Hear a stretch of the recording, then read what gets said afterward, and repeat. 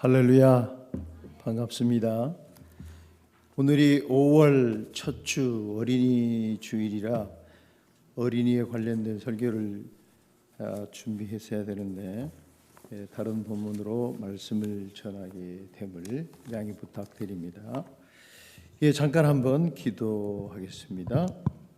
하나님 아버지 감사합니다. 오늘 이 시간 또 말씀을 함께 나눌 때 하나님 함께하여 주시고 우리의 마음을 열어주시고 또 그 말씀을 통해서 은혜 받는 귀한 시간 될 수 있도록 축복해 주시옵소서. 감사하며 예수님의 이름으로 기도드립니다. 아멘. 2009년 네덜란드의 과학자 멜렌 킨트 박사와 그의 연구팀은 다음과 같은 내용의 논문을 발표했습니다. 내용은 이런 것인데요. 예전부터 사용해왔던 프로프라롤롤이라고 하는 교감신경 억제제가 외상성 충격에 의한 고통스러운 기억을 지우는 기적의 약이 될 것이다. 이런 발표를 했습니다. 이 논문이 발표되자 의학계 전체가 술렁이기 시작했고 각종 매스컴은 외상후 스트레스 장애를 앓는 수천 명의 환자들에게 새로운 희망이 생겼다며 킨트 박사 연구를 앞다투어 보도했습니다. 킨트 박사는 외상후 스트레스 장애를 앓는 환자들에게 이 약을 처방하여 매우 긍정적인 결과를 얻었으나 윤리적인 면에서는 모든 사람들에게 환영을 받은 것은 아니었습니다. 여기에 많은 사람들과 단체들이 반대를 했는데요. 그 가운데 미국 백악관 생명윤리자문위원회에서는 기억을 지우는 약의 반대 의사를 표명하면서 다음과 같은 내용을 발표했습니다. 나쁜 기억을 골라서 지운다면 인간의 삶이 지나치게 편리해져서 고통을 겪거나 잘못을 저질렀을 때 또는 잔인한 행동을 할 때에 무감각해질 수 있다. 인생의 가장 큰 슬픔에 무감각하면서 가장 큰 기쁨을 만끽할 수 있겠는가? 라고 반문을 하면서 반대를 하였습니다. 그 다음 스탠포드 대학교 부설 생명의료윤리센터에서 근무하였던 데이비드 마구스 박사는 우리의 삶과 인간관계는 고통의 연속이지만 우리는 고통으로부터 무엇인가를 배운다. 고통은 우리를 더 나은 인간으로 만들어준다라고 하면서 고통을 지우는 것을 반대했습니다. 한편 고통을 지우는 약에 대하여 찬성을 하는 사람이 있었는데요. 하버드 대학교 로저 퍼트만 박사는 이렇게 말했습니다. 모든 의사는 끔찍한 육체적 고통을 겪고 있는 환자들에게 진통제를 주고 있다. 이런 상황에서 고통을 경감하면 감정까지 무너진다는 이유로 진통제 처방을 금지해야 되겠는가? 지금까지 진통제 사용을 반대한 사례는 단 한 번도 없지 않았는가? 정신의학이라고 해서 다를 게 무엇인가? 반대론자들이 펼치는 그 논리 저변에는 정신적 장애가 육체적 장애와 다르다는 편견이 자리 잡고 있다라고 하면서 찬성을 하였습니다. 사랑하는 성도 여러분, 어떻습니까? 우리는 삶 가운데서 정말 고통스러운 기억을 지우고 싶은 부분들이 있을 수 있을 것입니다. 우리 주변에는 삶의 고통이 너무나 크고 무거워서 그 고통이 짓누리는 억압감을 감당하지 못하고 삶을 포기해버리는 사람들이 있지 않습니까? 그런 분들을 보면 차라리 고통을 지우는 약을 처방해 주어서라도 생명을 살려야 되지 않겠는가 하는 생각은 해봅니다. 세월호 사건을 통하여 자녀를 잃어버리는 부모님 가운데 그 고통의 무게가 너무나 커서 삶을 마감하신 분들도 계신 걸로 압니다. 위안부 할머니들 가운데서도 그 고통을 지워버리고 싶은 분들이 계실 것입니다. 우리가 고통을 받을 때 가장 받고 싶은 것은 바로 무엇입니까? 우리가 삶의 고통 가운데 있을 때 가장 받고 싶은 것은 바로 위로입니다. 저도 마음이 힘들고 어려울 때 따뜻한 그 말 한마디에 위로의 말씀을 듣고 싶을 때가 굉장히 많습니다. 선교지에서 성도들이 가끔 물어보는 말이 있어요. 선교사님, 가장 어려운 것이 무엇입니까? 가끔 물어요. 그럴 때 뭐라고 대답한 줄 아십니까? 외로움, 고독함. 우리 한국에서도 많은 사람들이 외롭고 그 고독을 이기지 못해서 삶을 포기한 사람들이 많이 있잖아요. 그 뭐를 말합니까? 따뜻한 이웃으로부터 위로를 받지 못하기 때문에 그렇다라고 하는 겁니다. 저 또한 몇 해 전에서 삶의 고통 가운데 너무나 힘이 들었습니다. 정말 하나님의 위로를 받고 싶었습니다. 그런데 어느 누구도 위로의 말을 해주는 사람이 없었습니다. 저는 그 고통을 벗어나기 위하여 하나님을 만나기로 작정했습니다. 다른 방법이 없더라고요. 다른 방법이 없어요. 그래서 저는 새벽마다 하나님 앞에 나아가 기도하면서 하나님의 말씀을 묵상하고 암송하기 시작하였습니다. 우리가 일방적으로 기도를 한다는 것은 내 생각을 하나님께 쏟아내는 거지만은 하나님의 말씀을 묵상하고 하나님의 말씀을 암송한다는 것은 하나님의 말씀을 듣는 거예요. 다른 거죠. 기도는 내가 하나님께 아뢰는 거고 말씀을 묵상하는 것은 하나님의 말씀을 내가 듣는 거기 때문에 우리가 묵상을 통해서 하나님의 위로를 받는 것이 아주 하나님을 만날 수 있는 첩경입니다. 저는 그래서 구약에서부터 쭉 하나님의 말씀을 책별로 암송을 해나가다 구약이 다 끝나면은 그다음에 신약으로 들어가서 하나님의 말씀을 계속해서 암송을 했습니다. 이렇게 하면 한 시간에서 1시간 반 정도의 시간이 흐릅니다. 예를 들면 이런 겁니다. 민수기 5장 기도를 하는 거예요. 제가 24절에서 26절 말씀.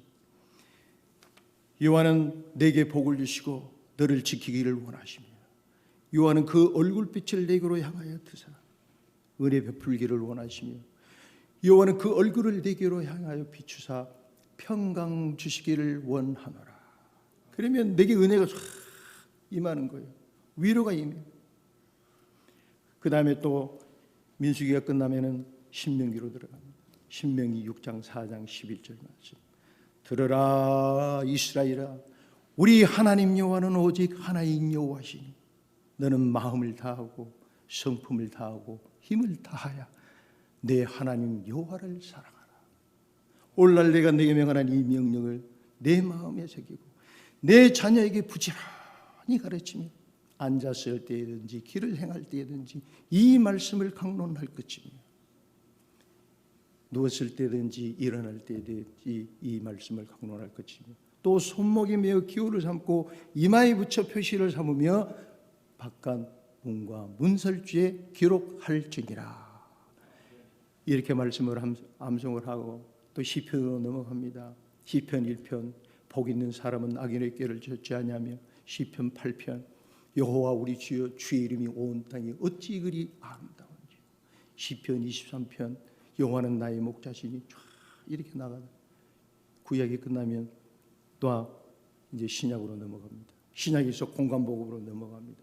마태복음 5장 3절에서 12절 말씀. 심령이 가난한 자는 복이 있나니 천국이 저희 것이며 애통한 자는 복이 있나니 저희가 위로를 받을 것이며. 그러면은 위로가 임하는. 여기서 애통한다는 것은 무슨 말입니까? 눈물을 흘리며 비탄의 마음으로 하나님을 찾는 마음을 말하는 거예요. 눈물로 하나님께 나아갈 때 애통한 자는 위로를 받을 것이라. 그 말씀을 통해서 위로가 저에게 임하더라고요. 그 다음에 빌립보서 4장 6절에서 7절 말씀, 아무것도 걱정하지 말고 오직 모든 일에 기도와 간구로 너희 아뢰는 것을 감사함으로 아뢰라. 그리하면 모든 지각에 뛰어나신 하나님의 평강이 예수 그리스도 안에서 너의 마음과 생각을 지키시리라. 아멘. 정말 그렇게 암송을 하니까 내게 있었던 모든 근심과 걱정이 눈 오듯이 다 사라지는 거예요. 저는 성경 암송을 통하여 하나님의 큰 위로를 받았습니다. 성경을 암송하는 것은 바로 하나님의 말씀을 직접 우리가 듣는 거예요. 성경 암송을 통하여 우리는 하나님을 직접 만날 수 있으며 하나님의 큰 위로를 받을 수 있습니다. 할렐루야. 하나님의 말씀은 하나님 자신입니다.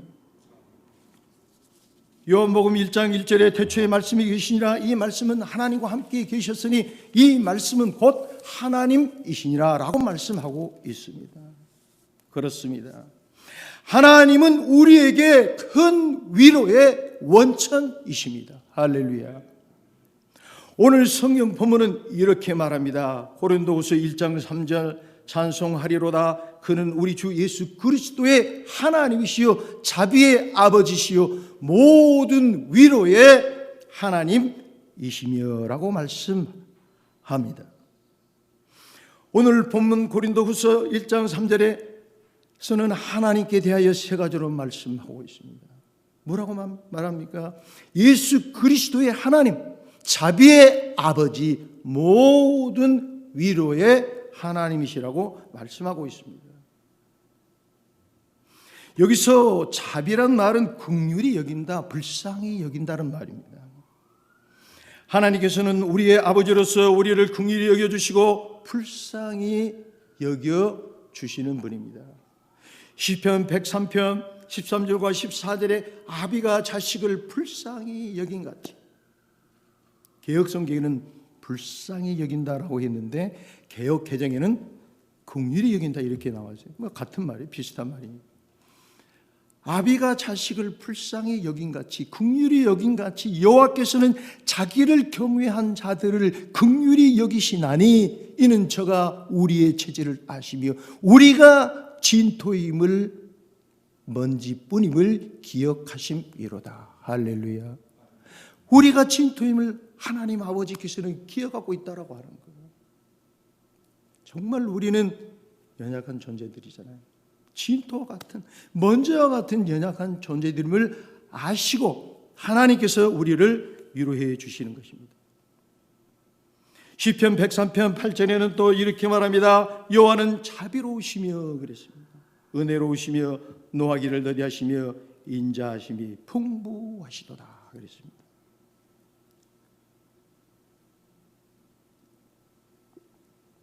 그렇습니다. 하나님은 바로 위로의 하나님이십니다.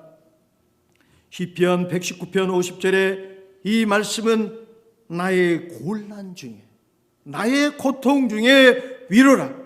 주의 말씀이 나를 살리셨음이니라. 이사야 66장 13절에 또한 이렇게 말합니다. 어미가 자식을 위로함 같이 내가 너희를 위로할 것인지 너희가 예루살렘에서 위로를 받으리라. 아멘. 자, 그렇다면 하나님께서는 왜 우리를 위로합니까?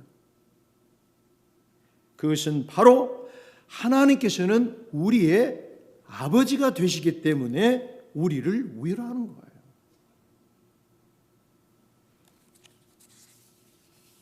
세례 요한은 도래할 하나님의 나라를 맞이할 준비를 하면서 회개와 헌신의 부흥운동을 하였습니다.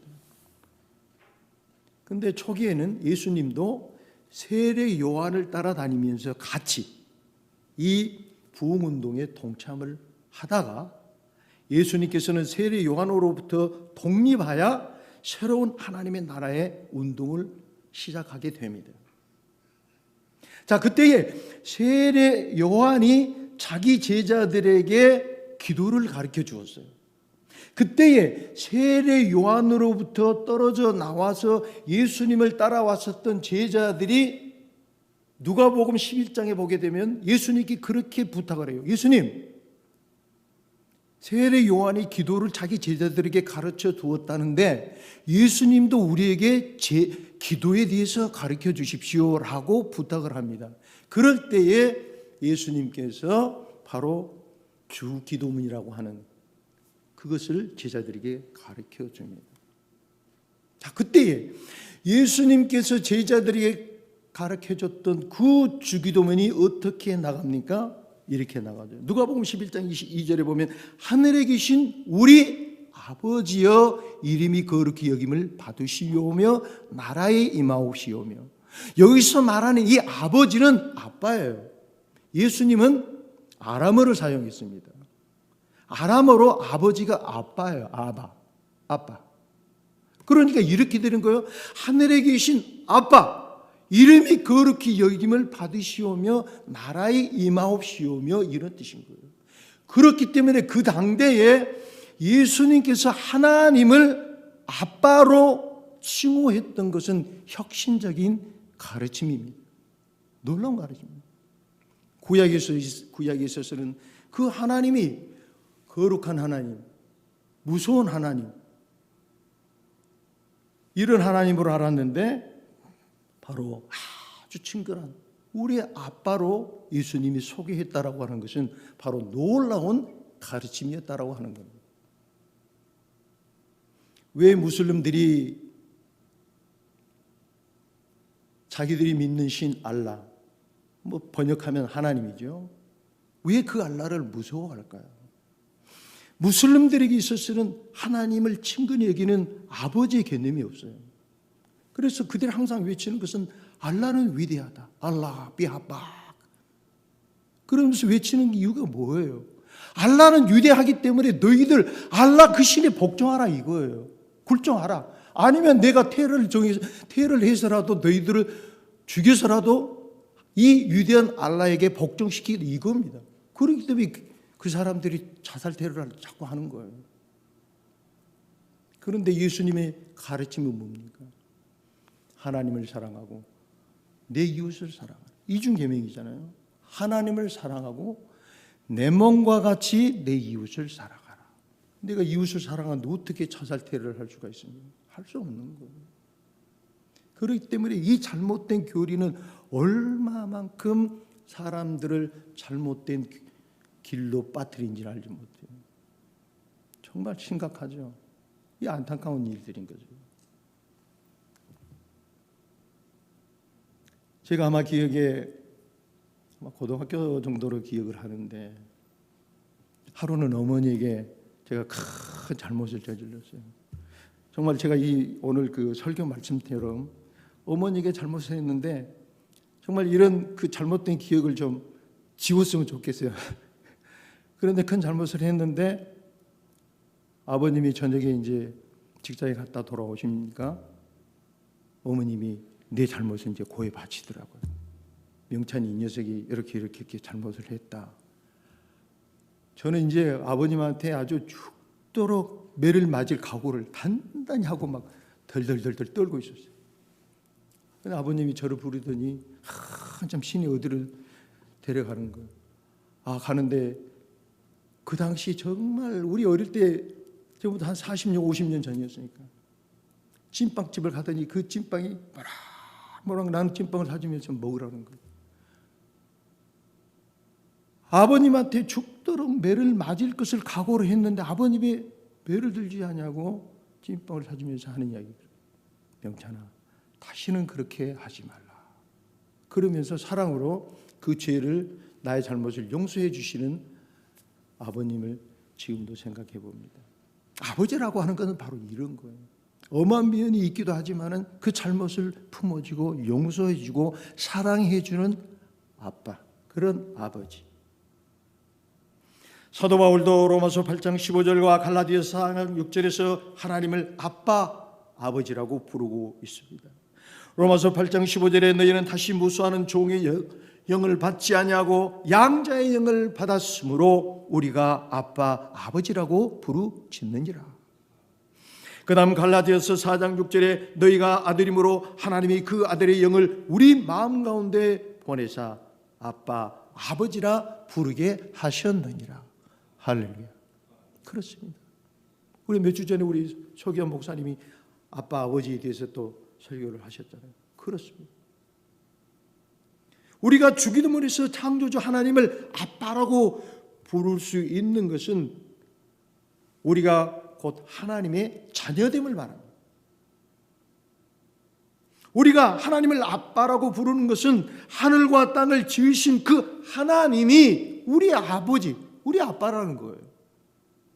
이 말은 달리 말하면 뭐를 말하는 겁니까? 그분의 그 하나님의 모든 부요함을 내가 상속받을 수 있다는 거예요.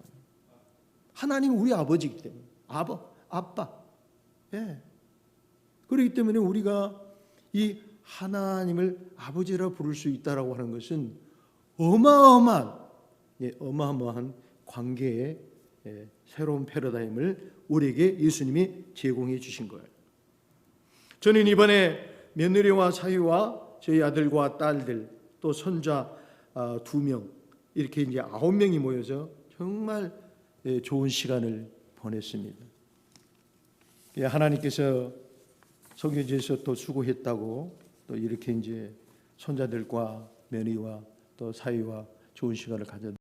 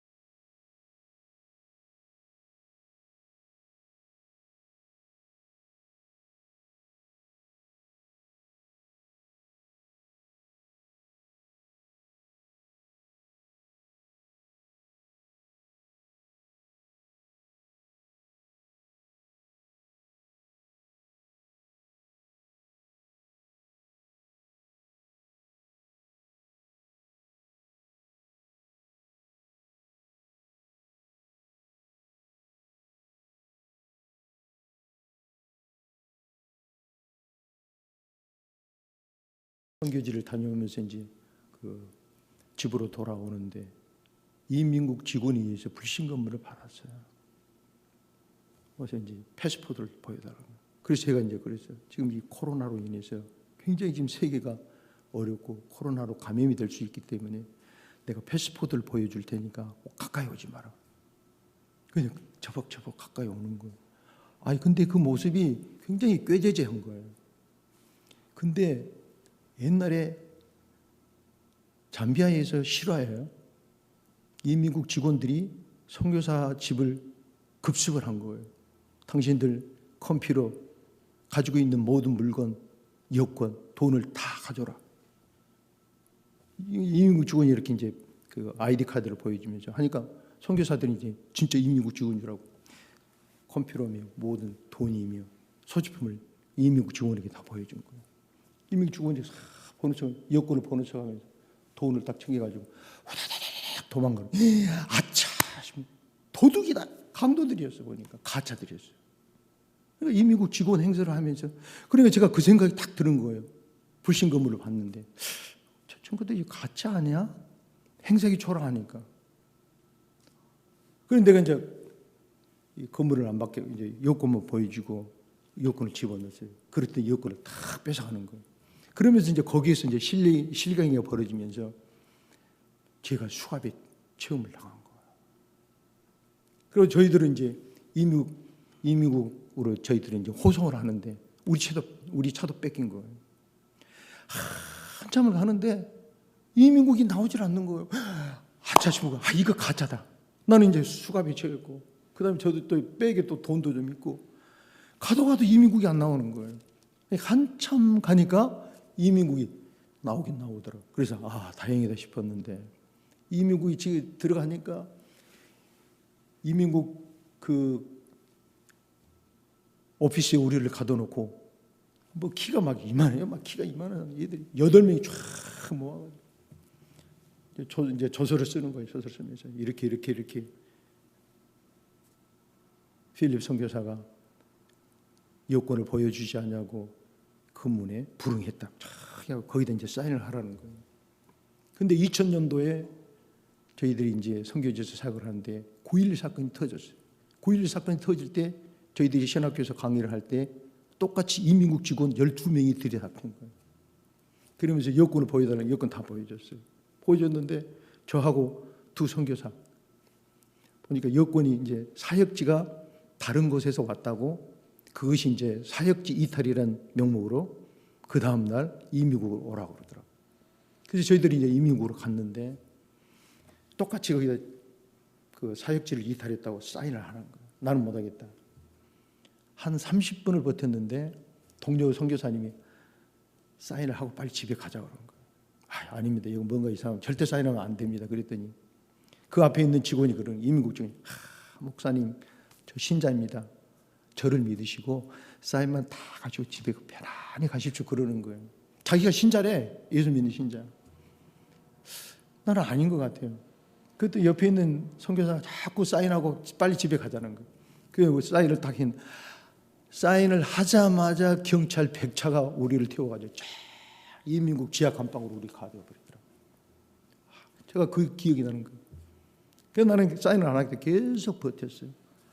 계속 버티니까 이 사람들이 막 화가 머리 끝까지 난 거예요. 이민국 직원들이. 막 등치가 이래 큰 사람들이 책상을 꽉 치면서 빨리 사인하라고. 날 사인 못한다. 3시간을 버틴 거예요. 사인을 안 하니까 그 사람이 또 나의 혁대를 붙잡고 경찰에 가자고 그러더라고요. 좋다. It's okay. 경찰서 가자. 이 경찰에 가더라도 내가 뭔 사인을 해서 잘못을 했다는 것을 내가 인정을 해야 되는데 내가 인정을 안 하고 있어요. 사인을 안 한다는 인정을 안 한다는 거잖아요. 끌고 가지를 못하는 거예요. 그 긴박한 상황과 두려움 속에서 하나님께서 두 사람이 생각나게 하시더라고요. 탄자니아 오와시라고는 현지 목사님과 국회의원 제임스라는 사람이 다 머리에 떠오르더라고요. 긴급히 이제 아내에게 전화를 하라고 그랬어요. 한 20분 되니까 우리 오바시 목사님이 다 정장을 하고 문을 다 빌리 목사님 무슨 일이세요? 어떤 일이세요? 나타나는데 그 두려움과 어둠 속에서 저희들이 8명의 이민국 직원들이 감싸가지고 그 두려움 속에 있는데 제가 아는 목사님이 나타나니까 얼마나 마음에 유안이 되는지요. 위로가 되더라고요. 함께 한다는 것이 이렇게 큰 힘이 되는 걸 저는 그때 느꼈어요. 그러면서 그 목사님이 그 이민국 직원들에게 모든 것을 대변해서 설명해 주는 겁니다. 우리 안성 교사님은 여러분들을 위해서 일하러 오셨습니다. 그 문제에 대해서 용서하고 보내주시길 바랍니다. 그래서 알았다. 이제 그래서 그분들이 다 용서해 줄 테니까 빨리 사인하고 가라는 거예요, 집에. 그래서 그 오바시 목사님도 빨리 사인하고 집에 가라는 거예요. 근데 저희들이 이제 국회의원한테 전화를 했어요. 우리가 이런 일이 있었는데 이거 어떻게 해야 됩니까? 그러니까 국회의원은 절대 사인을 하지 말라는 거예요. 사인하면 안 된다는 거예요. 그러니까 그 사람들이 이민국 직원들이 머리가 끝까지 화가 난 거예요. 사인을 안 하니까. 그러니까 그 국회의원이 이민국 가장 높은 사람에게 전화를 한 거예요. 도지사한테. 국회의원이 도지사한테 전화하고 도지사가 이민국 가장 높은 사람 전화를 했는데 솔루션을 제시를 한 거예요. 어떤 솔루션을 제시를 했냐면 좋다. 그러면 빌립 선교사가 사인을 안 하는 것도 좋다. 그렇다면 모든 것은 진술서를 쓰되 거기 오바시 목사 이름을 쓰고 오바시 목사가 사인을 하고 그 다음에 필립 목사는 사인을 안 하는 걸로. 그래가지고 이제 오바시 목사가 사인을 해요. 나는 일단 사인을 안 했으니까 아무리 내 이름을 적어도 있었긴 나는 상관없는 거예요. 내가 사인을 안 했기 때문에. 그래가지고 그 험악한 분위기가 이제 좀 가라앉았어요. 그래서 이제 다 끝나가는데 그 사람들이 너무 수고했다고 돈을 달라는 거예요. 좋다. 그러면 내가 당신들 수고했으니까 내가 10만 실링 정도를 줄 수 있겠다. 한 50불 정도 되거든요. 안 된대. 500불을 그건 안 된다. 그래서 막 이제 실링을 하다가 결국에 이제 20만 실링, 미국 돈으로 한 100불 정도 되는 거. 그러니까 그 사람들이 마음이 풀어진 거예요. 그래가지고 이제 오바시 목사님하고 이제 기도를 하라고 했어요. 우리가 이처럼 3시간 동안 실링을 했는데 기도해라. 오바시 목사가 이민국 직원들을 축복해라. 기도합니다. 그랬더니 모두 아멘, 아멘 하는 거예요. 그 기도가 끝나자마자 제가 아내에게 이제 쿡 찔렀어요. 여보, 탄자니아 국가를 하나 불러라 그랬더니 제 아내가 벌떡 일어나서 노래를 불러요. 탄자니아, 탄자니아. 내 마음 사랑하는 나의 조국 탄자니아. 부르니까 이민국 직원들이 앉았다가 모두 다 벌떡 일어나 경례를 가슴에 손을 얹고 그러면서 모두 다 경례를 하면서 탄자니아 국가가 끝나자 그 사람들이 우리 안명찬 우리 필립 형제를 위해서 언제든지 비자를 둘 테니까 마음껏 와서 일을 하라고 우리가 사이 좋은 형제가 되어버린 거예요. 그러니까 이제 그 험악한 분위기에서 같은 형제가 되고 이렇게 풀려날 수가 있었는데 정말 그런 위기 상황 속에서는 하나님밖에 의지할 것이 없더라고요. 하나님밖에. 근데 그때 하나님이 지혜를 주신 게 두 사람을 탁 떠오르게 하는 지혜. 오바시 목사와 제임스라고 하는 국회의원을 머리에 떠오르게 하셔서 그 위기를 극복해 하셨다라고 하는 거예요. 사랑하는 성도 여러분, 우리는 삶 속에서 크나큰 고통을 당할 때 그 고통을 잊어버리고 싶어 합니다. 그 고통에서 벗어나고 싶어 합니다. 아버지 하나님께서는 우리의 고통을 결코 못 본 채 지나치지 않으십니다. 사랑하는 성도 여러분, 고통 가운데 있습니까? 위로하시는 하나님이 계심을 믿으시기 바랍니다. 위로하시는 하나님이 바로 우리의 아버지이심을 믿으시기 바랍니다. 여러분의 고통을 극복해 하시고 고통을 이기게 하시는 것은 바로 하나님의 위로입니다. 고통을 지우게 하는 전혀 부작용이 없는 약은 바로 하나님의 위로입니다. 그렇습니다. 하나님의 위로야말로 우리의 고통을 경감시켜 주시고, 하나님의 위로야말로 우리의 고통을 완화시켜 주시고, 하나님의 위로야말로 우리의 고통을 지어주는 전혀 부작용이 없는 약임을 믿습니다. 하나님의 위로가 여러분 삶 가운데 함께 하셔서 모든 어려움을 극복하시고, 또한 고난 가운데 있는 이웃들을 위로하셔서 하나님의 풍성한 은혜를 누리는 여러분과 제가 되어지기를 예수님의 이름으로 축원드립니다.